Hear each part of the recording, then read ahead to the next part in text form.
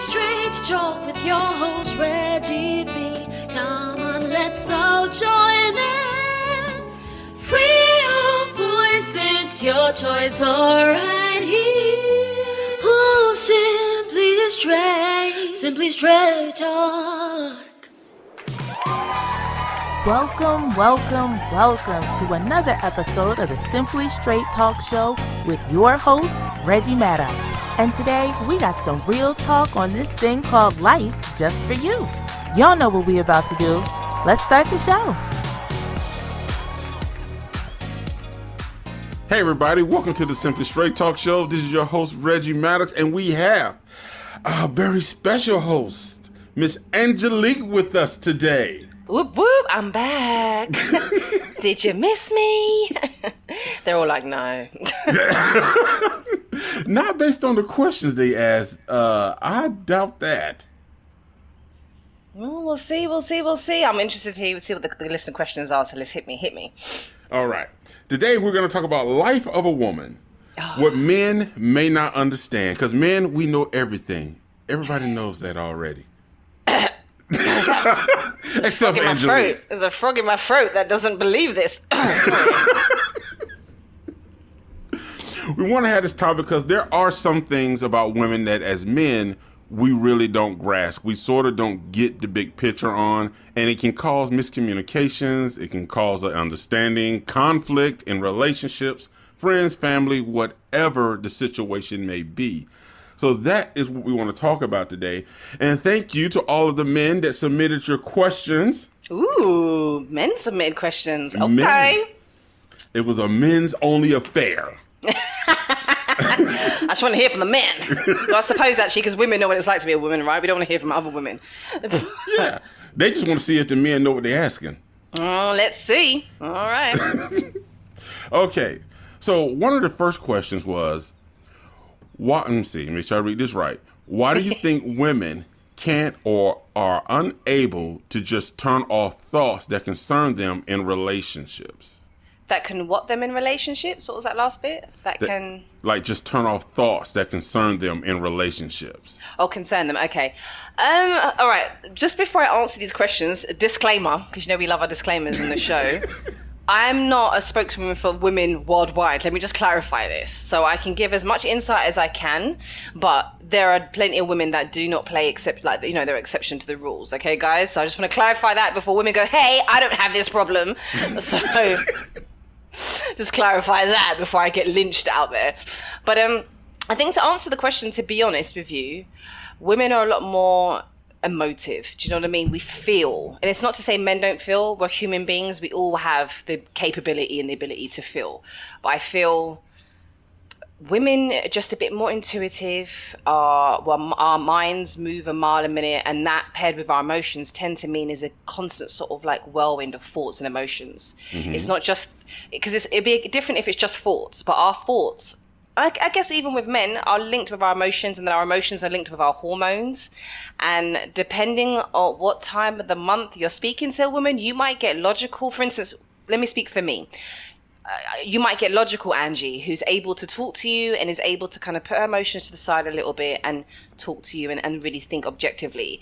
Now, you might catch me another time of the month and I'll be one crazy mother, and it's just like, you know, I will go off the deep end. So I would say a lot of the times it's probably done subconsciously and unintentional. I don't think women just want to walk around, do you know what I mean, with their thoughts running a mile a minute, having it overtake sometimes relationships and situations. So I feel like it's paired a lot with our hormones, the fact that naturally we are more just emotive and we feel it, and we're a bit more like, yeah, I feel like we feel it a little bit deeper. It's not to say that men don't. Again, let me clarify this. I know men have feelings. Because you know that was coming. I knew. Men was like, hey, I feel some stuff too, but I get my shit together. And it's like, yeah, okay, I know, guys, I know. I'm not saying you don't, just to clarify. See, and that's a good point, because some people often say that women take longer to get over something than men do. No, I don't think that's the case. Men are just better at like grudging it out, I feel like, or burying it a little bit deeper. I think our emotions probably are more readily available to the surface for all to see. Mm-hmm. So it gives the impression that you're not letting go. I guarantee, come on, Reggie, you're telling me you never had a grudge, you've never felt a way about something a few months after the fact? No, I'm perfect. Okay. All right, Reggie, robot Reggie. Listeners, forget him. I know everyone has at some point felt a grudge about some shit, right? That's true. You're right. It's true because I think with men, we just kind of bury it inside and keep going, but it doesn't mean that it's gone. Yeah. And, all it takes is one conversation or a certain thing to trigger it and it's suddenly bubbling back up. But I feel like women's is probably more readily available to the surface for all to see. So it's the impression of, oh, she just keeps banging on about it. She's not letting it go. And it's like, trust me, men hold grudges too. Men hold on to feelings too. There's no illusion of that. We all have emotions. And we can be really petty as well. I think that's a human being trait, because I was just about to say, so can women. When you're triggered and an emotion, an emotional wound is touched, you will lash out. And, pettiness is definitely part of the lashing out, right? Right. So that's why I feel anyway. But yeah. Okay, so this next question was, when a woman is going through menstruation, yes, what are some things that she may not be able to do? Well, this is a two-part question. Okay. And do certain activities cause her to have more discomfort or pain during menstruation? So when a woman's in menstruation, she can do everything that she normally does. It might be done slower, depending, because every woman's cycle is different. Some women suffer from a lot of cramps and pains. And then you've got the other end of the spectrum where they feel nothing. I call those women unicorns. Mm-hmm. They're out there. But they're very rare, and I've met them, and I always look at them with my head tilted to the side like, are you human? Because they'll go, oh no, I never feel anything. Yeah, my cycle ends in 2 days. I'm like, what is wrong with you? But to clarify, there is nothing wrong with them. It's just me being jealous. But it all depends. But we can do anything we would normally do. It's just, I feel that during that time, we feel a little bit more bloated. Definitely more fatigued. Imagine, when you're sort of running through water and you feel slowed down, it's like that. Doing the normal physical activities, whether it's exercise or something more active, you just feel heavier and suddenly just tired for no reason at all. So you can do what you normally do, but just a slower pace. And it's actually a myth. Something I've learned recently is that don't do anything at all. Just sit in bed with your hot water bottle as a woman when you're on your cycle. But actually, that actually makes it worse. You need oxygen in your system. So I wouldn't suggest you go out and do boot camp or a HIIT workout. I would say women would probably best do something more slower, like stretching, yoga, very slow jogging, some sort of walk. But movement actually increases the oxygen in your system and therefore it helps to ease the pain and the general bloatedness that a lot of women suffer from, and therefore would elevate their mood as well, because when you're feeling tired and bloated, your mood dips.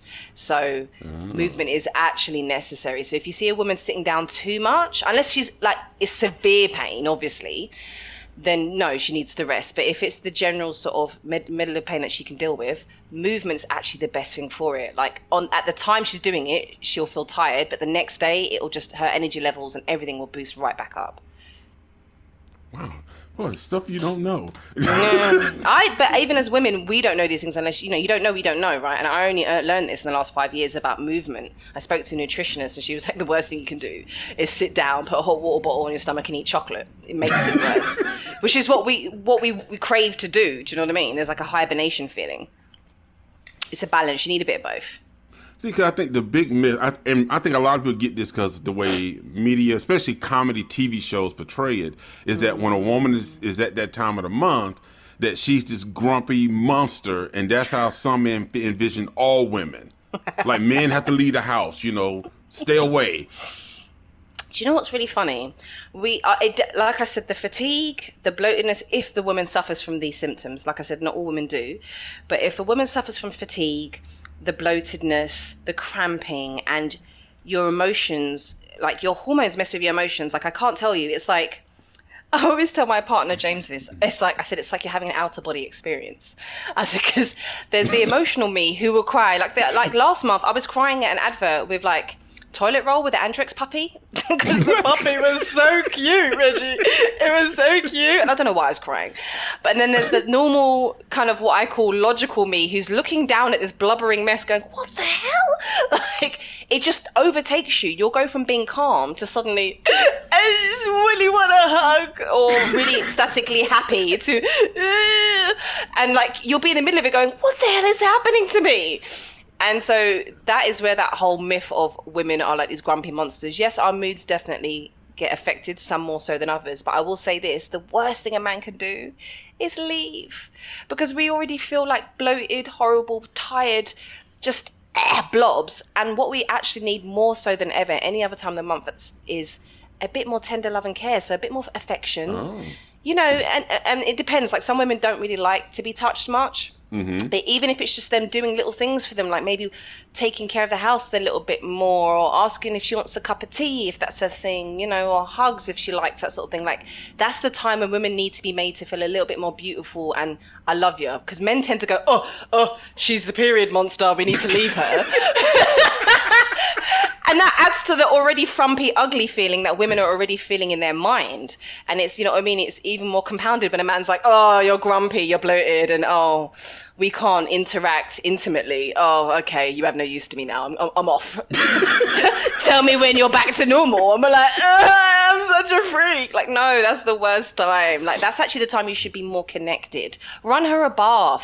Rub her feet. I'm not saying you have to do this all day, every day, but, you know, buy her some flowers. Tell her she's beautiful. Like, that's the time when women really need to hear it. I'll be honest with you, because we're tearing ourselves down in our head mentally a lot of the time. Oh, wow, because that was actually the next question, because I think a lot of guys have the mindset of, you know, kind of stay away, leave her to herself, she'll be okay. And with men, I think it's more too of, oh, come on, it's just 3 or 4 days, it can't be that bad. The pain and cramps can't be that bad. You know, because that's how we handle stuff. It's like, it's just a little pain, it'll be all right. Come on, suck it up. Do you know what I find really interesting is I've heard men say this, and they're not exactly wrong, because unless you've experienced something, you don't know. And when you're witnessing something from the outside, there'll always be a part of you going, is it really that bad? Is it? You know what I mean? Unless you've really experienced something. What I find really funny is that women have a high threshold for pain, hence why we're able to give birth and then carry on living afterwards. Because if you was to actually sit a man down and like tweeze his eyebrows or wax a bit of hair from his leg, do you know how much he would scream and cry?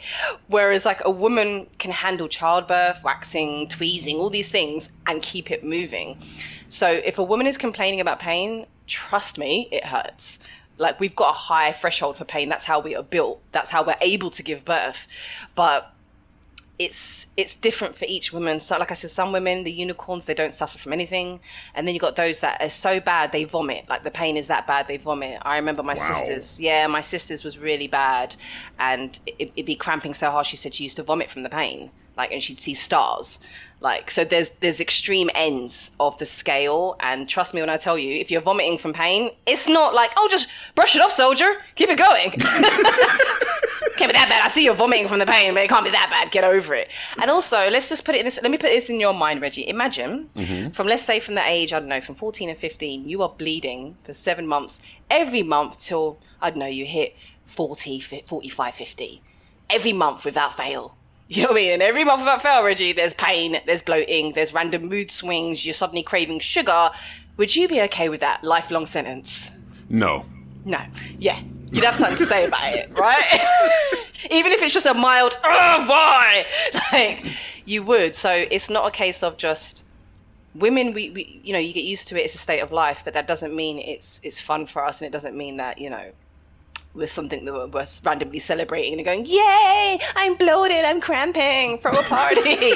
No, it's not that type of fair. Like I said, some women it's extremely painful, some it's nothing at all. But fellas, just listen to me. The last thing you should do is stay away from your partner. Give her some love and care based on what she likes, because obviously each individual woman is different.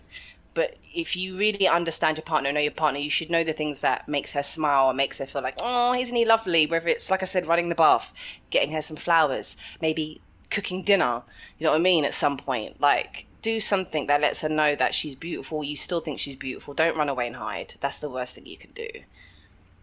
And that makes sense. Yeah. That makes sense. So listen, guys, you're getting free advice.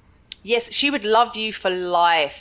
Love you for life. Like the other day, you know, my partner very kindly gave me a foot rub. Oh my God. I was like, you're the best boyfriend in the world. And it was just a simple act. He didn't need to do it for hours. He didn't need to be there rubbing my feet. It was just, you know what I mean? For a certain amount of time, I felt loved. I felt looked after. Little things like, would you like a cup of tea? I'm making one. I'll get you one. That, or like, you know, my favourite honey and ginger tea that, you know, soothes me during that time. Do you know what I mean? Yeah. If you know your partner, you know the things that make them feel safe, looked after. Do those once in a while, especially when it's that time of the month, and she'll love you for life, honestly. See. Aww. See, I got Reggie going, aww. Reggie's going to be out there looking for someone's feet to rub now. Let me just rub someone's feet. Hey, you want a foot rub? Yeah. I feel your pain, my sister. Okay, this next person. I think women don't need to wear makeup, but when a woman wears makeup, does that make her feel more beautiful on the outside or on the inside? Or is this some form of self-confidence builder by wearing makeup? Oh, it's probably, do you know what? It's probably all of those and above, I'll be honest with you. Again, I hate speaking for like the whole womankind, but I would say makeup is no different from our clothing. It's a way that we can define ourselves, express ourselves, and also it's a way that we protect ourselves. You know what I mean? It's no different from someone who likes to wear all black because it makes them feel safe or they think it's slimming. Makeup is no different. It's a form of self-expression. It's like, for me, for instance, me personally, let me speak for me. I wear makeup. I don't wear much because I was a bit of a tomboy growing up, which meant I loved climbing trees and riding bikes and getting into fights. So, as a young girl, much to my mother's distress, so she tried to stick me in floral dresses. I've only, you know, got into makeup later on, but I wear it because I just feel like it highlights my features that I do like. My eyes, for instance, I like my eyes. I feel like it brightens them up a little bit more. It's also a way that I express a bit of my personality with the colour that I choose. And yeah, it does give me a bit of self-confidence because I don't know about you, Reggie, but you know when you wake up first thing in the morning with crust in your eye, your hair all bedhead, you don't feel like Superman or woman. Do you know what I mean? That's true. You know, and some people suffer from lack of confidence for a variety of reasons. And so sometimes makeup can make you feel that much better, that much stronger to face the day and, you know, the bull of the day that's going to be coming your way, right? Right. I think it's a problem when you can't at least be makeup free around your partner. That's when I feel it becomes something that needs to be looked at, maybe. Like your partner, if you can lay down in bed with your partner and get naked and have happy times with them, and they've seen you naked, I think you should be able to, you know, be makeup free and have those days around your partner where he just sees you. There are some women who do not do that, unfortunately. Do you know what I mean? They literally wake up before their partner and put on makeup before he even wakes up. So there's some men who've literally never seen their partner without makeup. Yeah, see, I had someone would have to see her without makeup. Yeah, and I feel like if you can't be yourself fully, bare as you are from when you first wake up in front of your partner, then who else can you be that way around? Do you see what I mean? And it's like, I get it because, like I said, there's many reasons why women wear makeup, especially if it's confidence related. And it's you have if a man wants to see his woman without makeup, be gentle about how you make that suggestion. Don't go like, hey, I hate that makeup stuff on your face. Wipe it off. Like, let's not broach the subject like that, fellas. Maybe say, you know, I think you're beautiful. I love your skin. I love your eyes. Whatever. Just let her know that you think she's beautiful with or without makeup, and that she doesn't have to worry about that. Because as much as some women really enjoy the act of putting on makeup, it does take a lot of work and time, by the way, especially the ones that really go in with detail with the contouring and all that stuff. It takes time. So, you know, if you're letting your woman know, I think you're beautiful with or without makeup, would be a nicer way to maybe encourage that safe space for her to not wear makeup sometimes. Because women, makeup is beautiful. It's a great way to express yourself, but it's also a lot of work, and it clogs your skin down if you're wearing it too much, as we all know. Yeah, it does. It can suffocate your skin. You know, it can bring out rashes. Because you're literally putting stuff on your face, right? And your skin can't breathe. Oh, that's a good point, because it's almost, okay, ladies, this is just man terminology, so we understand. It's like when you put paint on a wall, you know, it kind of clogs up the pores of the wall so that you can't really get air through. It's no different. You are painting your face. No, we are painting our face. It's our war paint sometimes, you know what I mean? Especially if you're not feeling your best. Like, we slap on the war paint, aka the makeup, and you're ready to face the day. But you have to make sure you give your skin time to breathe, and you should be able to bare yourself, like body and soul, to your partner. And if you don't feel safe to do that, that's definitely something that should be looked into within the woman herself and the partner, like with your partner as well, as to why that isn't. So fellas, if you kind of understand why your woman wears makeup, you may be able to understand her emotional state. And if she does have some insecurities about her looks or complexion or why she does it, you may be able to help build her up. Yeah, you know what I mean? Like, it's just because the thing is, obviously, the building up part has to come from within the individual themselves. However, you can play a supporting role as a man. You know, you can just let her know that you think she's beautiful, and you know that what features of her that you love on her face. Do you know what I mean? Her eyebrows, her eyes, whatever. I don't know. The nose, the smile. You'd be surprised. You know what I mean? Some people like the strangest things. You know what I mean? So tell her that, and tell her it often. And even if you feel like it's not getting through, or you feel like you're repeating it, say it, because you'd be surprised that one day that you've said it for the 199th time, it's the time that it sinks in. Do you know what I mean? That makes sense. Next. All right. Uh-oh. Reggie said, uh-oh. Many black women complain about the cost of hair products and the price of beauty shops. Do you think our black women can just appreciate their natural hair because men really don't care? Oh. Lord, that is a controversial subject, my friend. Hair, like makeup, is unique to the individual. I would never, like, I personally went. It's so strange though, as a black woman, to go, oh, I went back to my natural hair. Like, you never hear Caucasian people going, oh, I've gone back to my natural hair. They walk around with their hair as it is, right? Yeah. But yes, I've gone back to my natural hair as of like, 2 years ago now, and mainly forced by COVID and not having access to my barber, because my hair used to be quite short, like cropped on the sides and the top. So now it's grown out to this massive afro. But it's hard. Again, some women wear wigs, weaves, plaits, braids, because it's a form of self-expression. It's how they show their style and their personality. Some women do it, wear wigs and weaves and straight hair, because they are not comfortable with their own hair. And speaking from my own personal journey as a black woman, I was taught from a very young age that your hair was ugly, even it's in its natural afro state. It's messy, it's not professional, it's not like other, you know what I mean, girls, aka Caucasian women's hair. And so then from a young age, I had a complex about my hair, and then I was relaxing it and chemically treating it so it was straight. From a young age, I think from 12 I started, you know. And so it's taken me a long time, and I'm 36 this year, to now really look at my hair and try and love it. And I'm saying the word try, Reggie, because it's an everyday process. Seriously, there's days I look at my hair and I'm like, oh, it's so beautiful. Other days I'm like, why won't it do what I want it to do? It's just so fluffy and big and it's just, and you know, I do find myself going, it's so ugly, or I feel ugly with it, you know, because I'm used to my hair being straight, and that's the identity that I created for myself. But that's my personal journey. Black hair products are extremely expensive, and it's kind of like the industry's got a bit of a monopoly on it. You know, like a shampoo costs £9 if you want a good quality one. That's UK pounds. In dollars, I don't know what that is in dollars. It's probably, if it's £9, it's maybe $12 for a bottle of shampoo, a good one. Like, what? Why? Whereas you can get, like, you know, Herbal Essence for, like, I don't know, $5, $4. It's like, what? Like, you know, and our hair requires a lot more like products to make sure it's healthy, and it requires a longer period. Like Reggie knows. I tell him all the time about what day do I wash my hair, Reggie? This guy knows. Sunday. This guy knows, because we speak regular, and I'm like, oh, it's Sunday, it's wash day. And I actually have to mentally build myself up, Reggie. Like, all right, I got to put my hair into it. I got to put the oils in it. I got to wash it, and I got to detangle it, and I got to. Oh God, okay, and then I've got to go into the steamer for the mask, and but 3 or 4 hours, no lie, guys, is if you really want to nourish your hair and give it a good wash and clean, and that's just to wash it, like to plait it and braid it.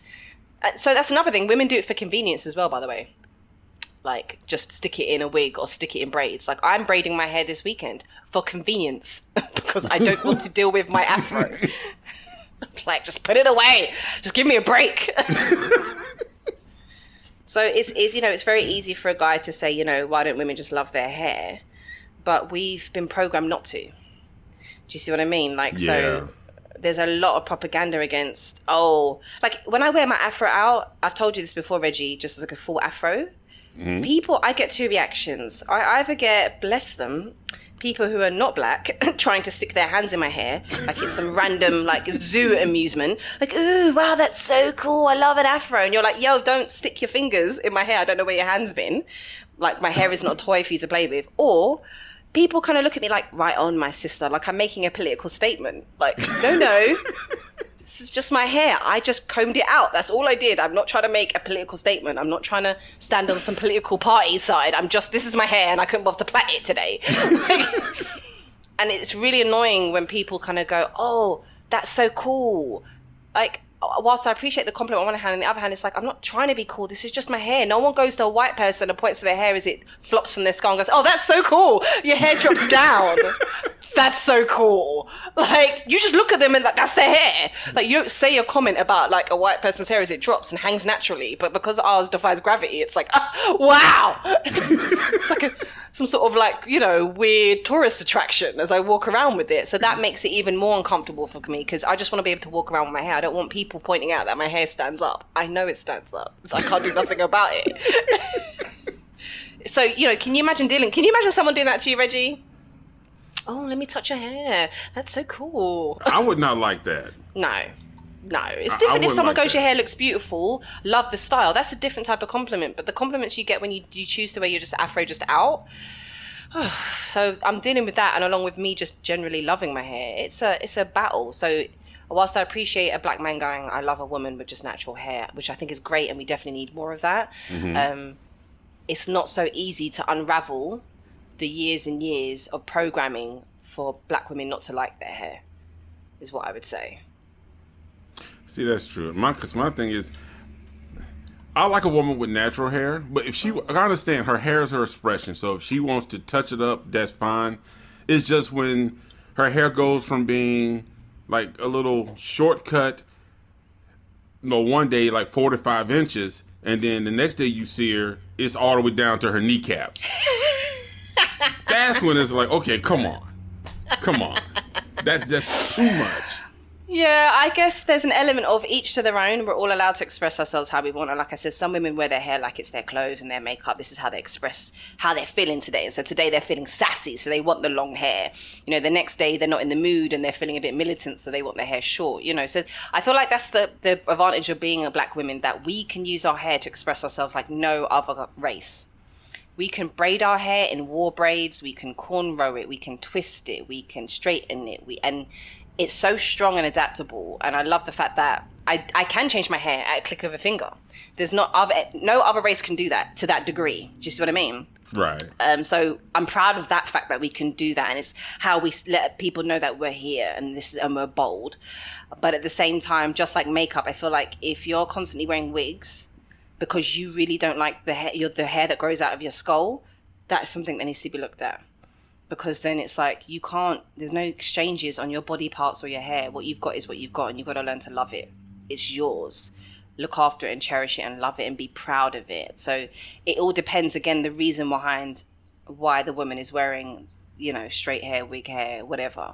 Is it because it's a form of self-expression and she's just expressing her personality on that day? Or is it because I don't like my own natural hair, I need to cover it, it's ugly? All depends, really. See, we trying to have your back, women. We trying. Yeah, we're trying. Like, it's, because like I said, I don't want it to be a case of like me going, every woman must wear their natural, like black women, afro hair. If they don't want to, baby, that's your prerogative. You know what I mean? Like, you do what you got to do and express yourself how you want to express it. The only thing I would say is make sure you love the hair, regardless whether you're sticking a wig on top of it, you're plaiting it, or you're leaving it out in afro. Like, love it. It's yours. God gave it to you if you believe in the higher power. Somebody gave it to you. Mother Nature, Buddha, the universe. Somebody blessed you with this hair. Love it. Do you see what I mean? Even if you are wearing a wig on top of it. Let's see. When women... This is a good one. When women get dressed to go out on a date. Mm-hmm. Okay, hold on. Or in general, is it for themselves or is it really hold on. when women get dressed to go out on a date, or if they're going out in general, is it for themselves, or when on a date, is it to impress the guy, or is it to impress other people? Respectfully, good sir, who asked that question, I say this respectfully, it's a really dumb question. Respectfully, good sir, because again, women aren't some alien race of beings. Men get dressed up and do it to impress other people, themselves, and their partners. There's no difference. Like, if you're telling me that a man, when he's really considering what he's going to wear and he takes time, that's any different to a woman considering what she's going to wear and takes time, you're chatting out of your bottom. As we say in the good old UK, you're chatting out of your bottom. Because, like, we all dress, men and women, to impress. Whether that's ourselves, our partners when we're on a date, to impress at a job interview, so other people can see us. We all do it. We all do different degrees of that depending on our personality type and our levels of insecurity. Do you see what I mean? It's not just a women specific thing. Some people only wear black because they feel it's slimming and it makes them look sexy and slimming. Some people wear black because they feel it looks better on their skin tone. Some women dress up and like things tight and revealing because it makes them feel empowered and sassy and sexy. Some women prefer baggy flowing clothing because of the opposite. Men are no different. If a man who is conscious about his fashion and what he wears is no different to a woman being conscious about what she wears. So I respectfully say that's a dumb question. It's not to women. She said respectfully. Respectfully. I didn't say you are dumb. I said the question is dumb. All right, let me take it back. The question is redundant. Because come on, Reggie, when you go on a date, you dress to impress the lady, right? Or give it a good impression, right? Right. There we go. And you're a man, right? Last time you checked? Of course. There we go. Moving on. Okay. Is shaving or waxing better for women? I have noticed that my wife prefers my razors over the brands for women.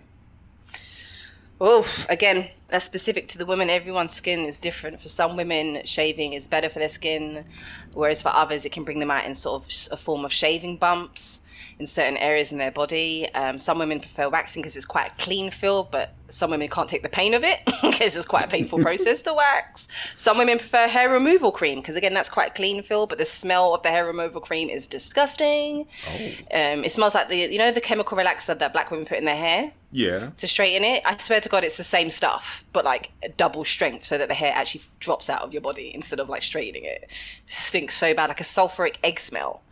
It's not nice, but it all depends.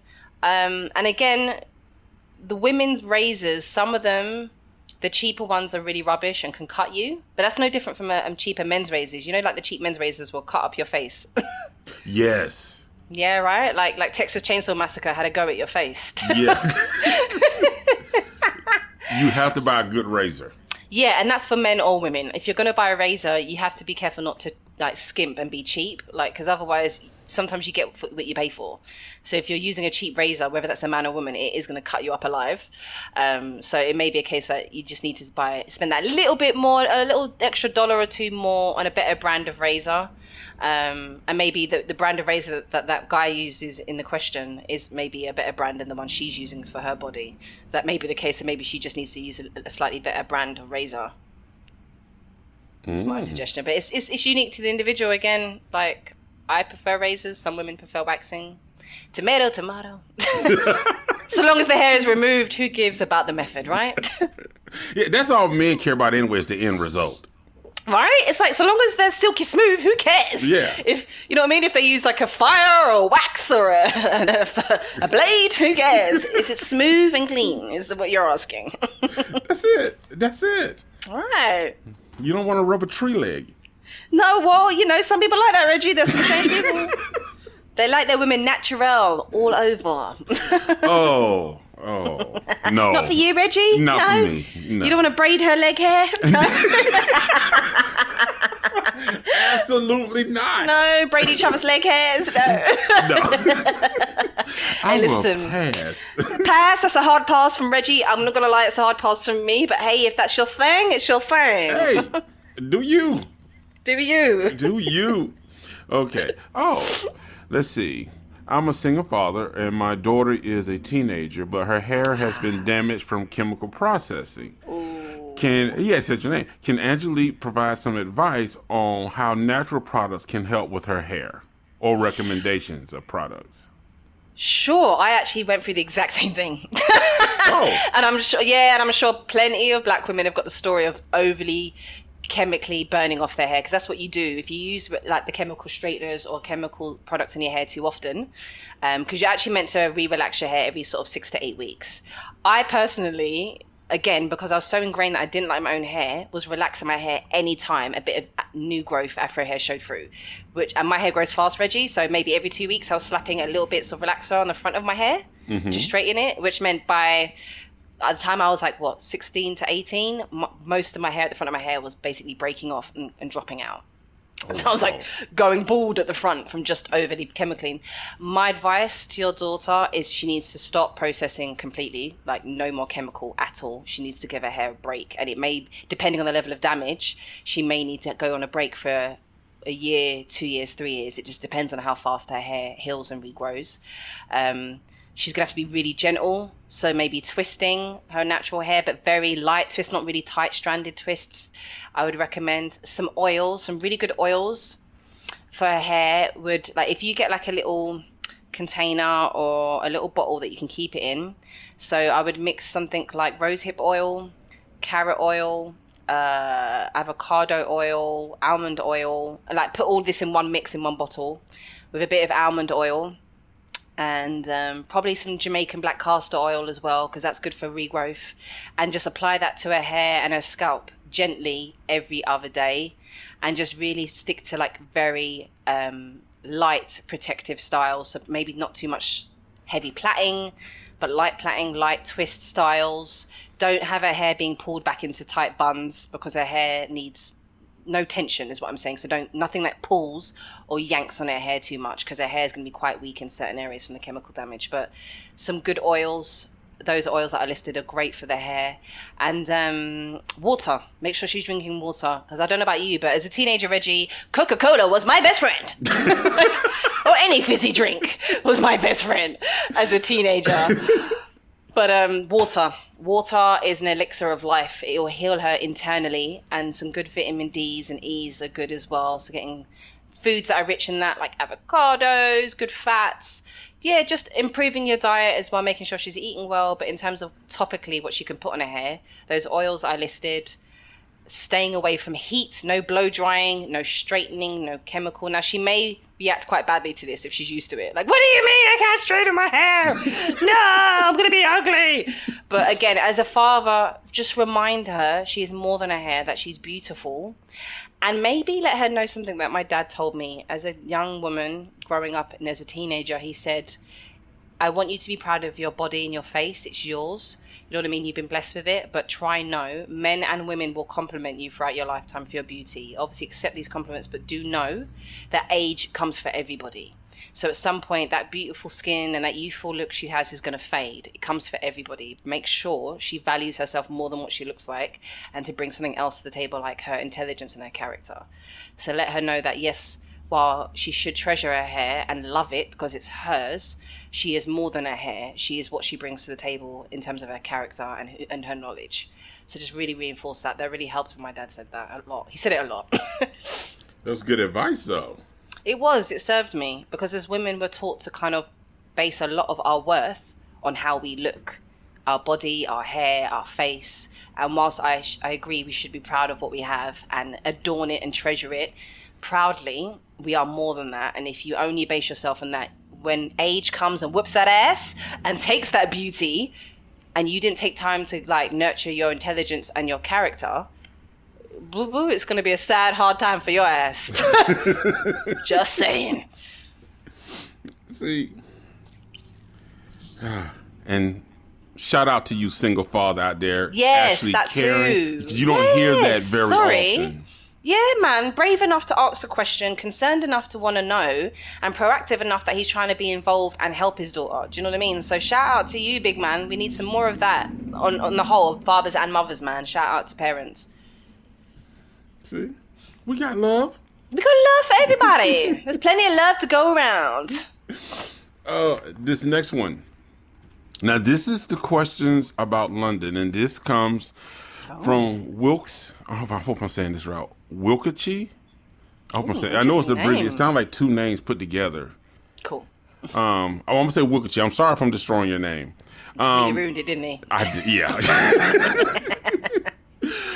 My wife and I are traveling to London in November, and we have been hearing mixed. What did he say? I'm trying to understand this. We have been hearing mixed things about some of the culture there. I wanted to know if Angelique could provide some insight on these 4 questions and things we were told we need to be conscious of when traveling. That's okay. Go. Well, I can tell you all about London, guys. Yeah, completely. Yeah. Yeah, go ahead, Reggie. Do that. While I sit here in my London house, facing a London street. Go right ahead. I'm going to have a tea break, guys. Reggie's going to take over this section. Then I'll have her write the answers down. I'll give them back to you later. Yeah.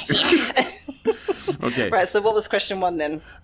When traveling to London, they said British people have a tendency to over-apologize, so we should accept apologies, consider to be polite about it, and make sure we acknowledge all apologies.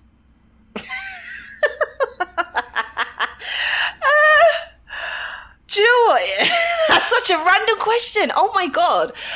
All right, so we do say sorry, but it's not, okay, it's going to sound weird. It's not because we're sorry. It's like a weird kind of automatic auto-response. So you bump into someone, oh, sorry. Oh, excuse me, sorry. Like, we do that all the time. And it's not necessarily because we're actually apologizing. It's just like a weird term of, like, politeness. Do you know what I mean? So if someone does apologize, like you might bump into someone or someone accidentally sits in your seat, I don't know, whatever, and they go, oh, sorry, love. You just go, that's all right. Or no worries. Just keep it moving. Or just nod your head. But that's a very strange question. I've never really thought about it. But we do that, actually. Oh, wow. Yeah, and I don't realize we do it. Just as you said it, I was like, no, we don't actually. Any little thing, oh, sorry, love. Oh, sorry, babe. Sorry, hun. Sorry, sugar. Sorry, love. You do kind of do that a lot, but it's not necessarily because we're like, oh my God, I'm so sorry. It's not from that place. It's just oh, watch out. Sorry. You know, excuse me. Do you know what? We say sorry is another way of saying excuse me. Okay. Yeah, it's more like that. It's from that sort of sentiment. Next one. Do not bring up the discussion of money is considered to be rude. Really? Depends on the circles you're rolling with. I guess if you're rolling in maybe an affluent circle, I don't know, these might be wealthy people, darling, that sent this question in. But probably in certain affluent circles that roll around Chelsea and Sloane Square, which is like the wealthier parts of London. Mm-hmm. Yeah, maybe it's seen as crude to discuss the price of things. But the average everyday Joe, no, knock yourself out, ask the price of anything. But I mean, I think that's a worldwide thing, right? I don't think it's very polite to be like, oh, I got this car, yeah, it's 70,000, pounds. Like you don't really kind of discuss price in that way. But if you're just talking about an average everyday conversation, no, it's no problem. No, that's no problem. Okay, I think so. Yeah, no. Unless, like I said, unless you're talking about affluent, wealthier people, maybe they might be like, oh, that's so, crass. Oh, it's so crude. But no, the average regular English person, they really don't care. Let's see. Yes, if someone in a position of authority asks you to do something, you must respect them. It's rude. Okay, I can kind of see why they're asking this question. Okay. Is there a certain mannerism that you need to display when dealing with the local police or people of authority? Because, Americans have this sort of, I'll be honest, it's an arrogance in the way Americans deal with anybody. It's just, hey, you got to show your badge. What? I don't want to use that cash register. Why can't I go over there? It's... Oh, yeah, do you know what? The police aren't... It's funny because, again, it depends on your experience with the police. Like, the police around here, you'll see them walking around, but they don't walk with guns. So none of our regular police on the beat walk with guns. They've got, like, the baton stick, and that's about it, and some handcuffs. But...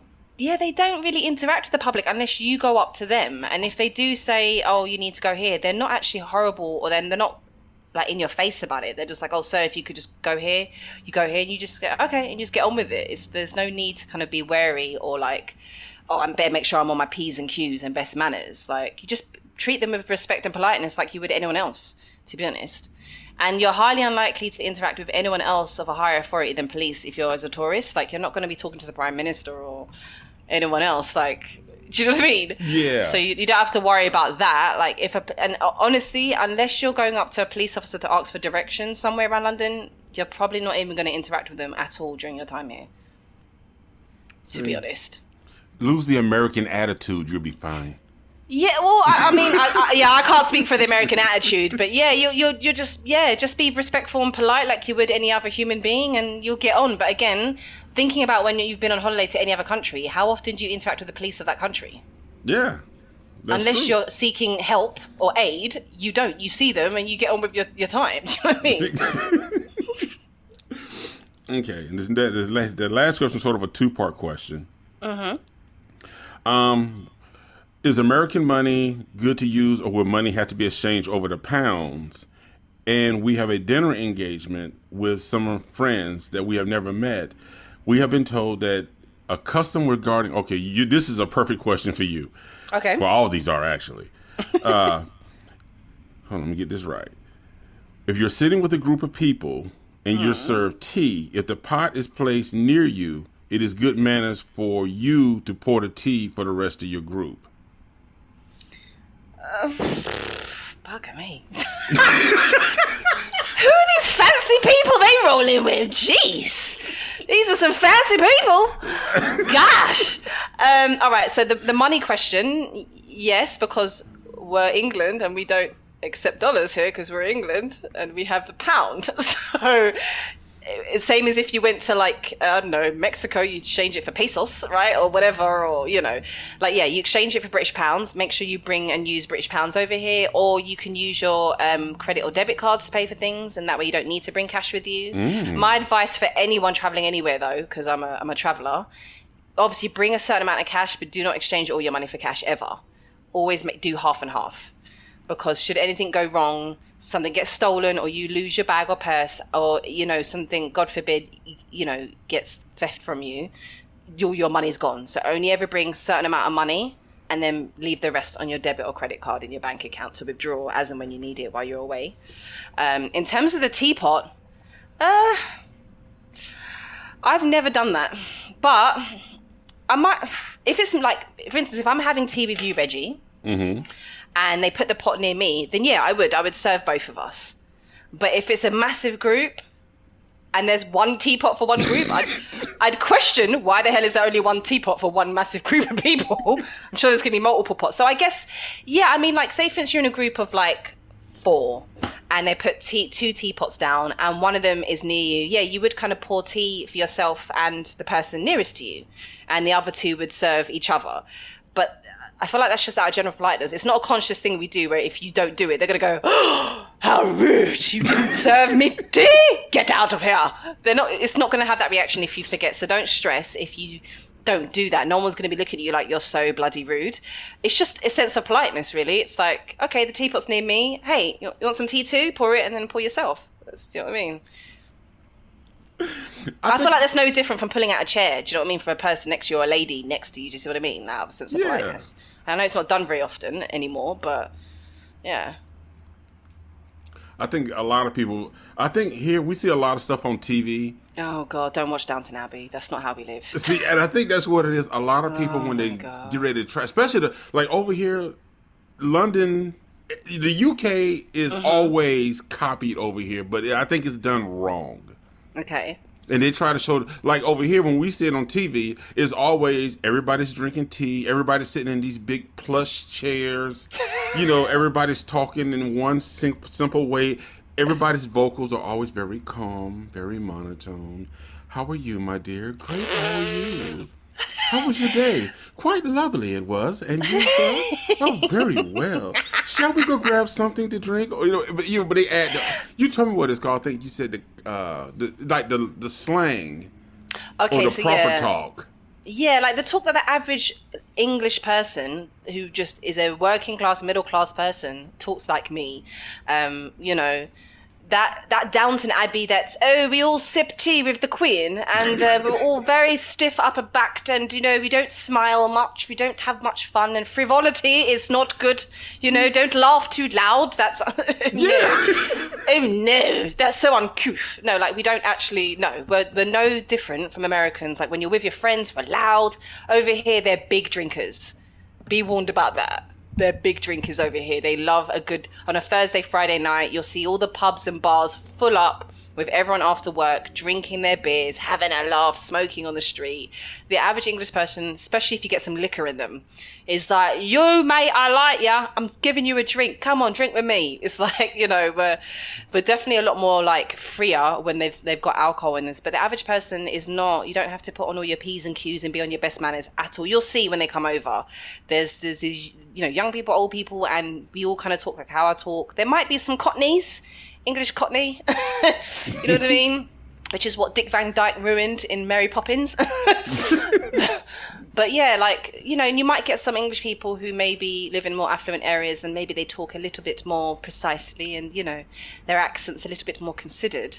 But generally, English people love to drink, we love music, we love to eat, and we love to have a good time. So yeah, we may be a little bit more reserved in comparison to Americans, because I've been to America, to a few different states, and I've noticed you guys are a lot more forward, you're a lot more friendlier off the bat, whereas English people might, and in comparison, we can seem extremely reserved, because that was one thing I noticed when I came to, like, for instance, Orlando. Like the waitress was like, hi, how you doing? And me and my partner were like, whoa, why is she so happy? Why is she in my face? What's going on? Because we're not as like bright in your face like that. We're not, but we are friendly. We are just a little bit more reserved, but we're not as stiff upper lipped as the TV would have us, darling. But I must say, Reggie, we do all drink tea. We love a good cup of tea over here. We do. Tea. And I mean real tea, not that iced tea crap that everyone else drinks. Tea picked from the tea leaves of India, darling. Mm-hmm. Okay. Oh my goodness. I knew I couldn't go without laughing. I just knew it. It's just funny because I know how we're portrayed to you guys. Like we're seen as quite like elegant and posh and da da da da. And it's like we couldn't be further from the average English person. Couldn't be further from the truth. Seriously. Yeah, it's like we're a lot more alike to Americans than you guys realize. Yeah, because over here you don't curse. The only word you say that's offensive is bloody. Oh, is that what you think? That we don't swear? That's what we're told. That's okay, what we're Reggie, shown. you can vouch on my behalf. How much do I swear? Yes. I swear a lot. Like, it's hard for me to even keep it on a low during this recording. I have to keep consciously editing myself as I'm talking right now. English people swear so much. So much. It means nothing to us now. It's like a term of endearment. You can swear at someone, it's in a term of endearment. Seriously. Oh my goodness. All right, everybody. There we have it. The first of our women's topics. That would be dope. Yeah, I enjoyed it. Did you learn anything, Reggie? Actually, I really did. Yeah? What do you feel you learned then? Well, first off, because I kind of had the mindset too that when a woman is going through a cycle, kind of step back, Mm-hmm. If she says something, then I say something. So it would be more helpful to kind of be a little more, I don't want to say nice. You should always be nice. But at least try to be more comforting for her. Be there. Don't run. Don't hide. Yeah. Actually, because that's what a lot of men do. Is like, I'm going to leave you by yourself. And then after 3 days or whatever, we'll be back to normal. So. By the way, this 3 days malarkey, the average woman's cycle is about 5 to 7 days. Y'all get that, right? Oh my God, we're in trouble. 3 days. I know you kept saying 3 days. I was like, what magical unicorns are you talking about? Those would be the unicorns. The average woman's cycle is about 5 to 7 days. See? You know what I mean? And that's just that time of the month. There's also the week before when you get crazy as well. Just to clarify that too. Didn't know about that, Reggie? No? No. Yeah, so the week leading up to that time of the month, that's when all the hormones start kicking in. So a lot of women can start their cravings then. I personally get my cravings the week before. I start to feel fatigued before. I start to feel maybe a little bit more. I know my patience levels go to zero. Like my partner James thinks I'm hilarious because I'm generally impatient. But when he'll be talking to him on the phone And for instance, I'm a queue, Reggie, and I'm like, could this queue move any slower? Seriously. Oh, it's all right, people. I just want to die today. And he'll be laughing on the phone to me going, Baba, baby.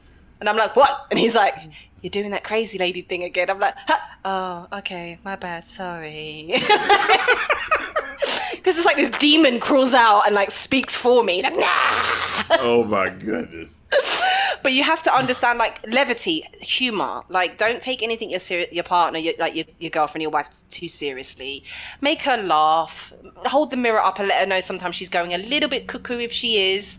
Like, my partner's really good at that. He holds up the mirror and goes, hey, crazy lady, tone it down a notch. And I'm like, oh, yeah, my bad. I'm sorry. He's like, it's okay. I love you. I love your crazy ass. This is what he says to me a lot of the time. He's like, I love your crazy ass. I'm like, okay. Oh, my yeah. goodness. I mean, obviously don't smother your woman at that time of the month, but, like, just show her some care. Like, and if she asks for space, give her some space. But generally, show her some love. See? That's all it is. This was fun, especially questions about London. The London questions were interesting. Oh, yeah. That's... I'm pretty sure it'll be more. There do some stuff. Some more questions do come in about that, but I'm kind of like, okay, we're not talking about that this week. I'll take all of the London questions. Like, feel free. I don't mind answering a couple of random questions at the end of any episode, even if we're not talking about London, because I feel it's really cool to see what you guys think of us. Oh my God. Oh, that's gonna be interesting. This was fun. I had fun, guys. I hope you guys did too. Well, thank you. Well, they do. Oh, and for those of you who are about the live, the Instagram, that is up now, so you guys can go check that out. She actually answered one of the questions in there for you, so stop asking me. What was the question? I didn't get to see it. Are you and Melissa single? Oh. And I kept saying, I'm not going to answer that. I said, if they want to answer it on the show, they'll put it out there. I said, I'm not going to answer that question. No, I am not single, people. I'm not. I've been with my partner for 16 years, So, no. I don't know what the hell that accent was. Sorry. Random split personalities there. But yeah, no, I've been with my partner for a very, very long time. So move on. I appreciate the compliment and the love, though. I appreciate it. At least it's respectful. So I appreciate you guys being respectful about your questions like that. Because, I will block you. Man said that with a very straight voice. I will block you. Sounded like Liam Neeson from Taken. I will find you. All right, guys. So we will definitely be back. Angelique is going to be back for more episodes because you guys have been asking, is she coming back? She's coming back. Be careful what you wish for. You may just get it. All right, guys. New shows drop every Friday, so don't forget to check out the shows every Friday. Like, subscribe, comment. Angelique, as always, I say she's part of the show. She always says it's your show. So I'm going to take the win on that one. So. Yeah, it's your show. I'm just like I'm like the sprinkles on the cake. You the cake, Reggie. Remember that. You the cake. I'm the sprinkles. I'm going to stop. Oh, my goodness. All right, you guys. You guys have a great one. Be safe out there, and we will definitely see you guys next Friday. Thanks for listening to the Simply Straight Talk Show with Reggie Maddox. If you like what you just heard, we hope you'll pass along our podcast to your friends and colleagues. And please leave us a positive review on iTunes. Be sure to check out our archive section on iTunes, Spotify, Libsyn, and YouTube. Join us next time for another edition of the Simply Straight Talk Show.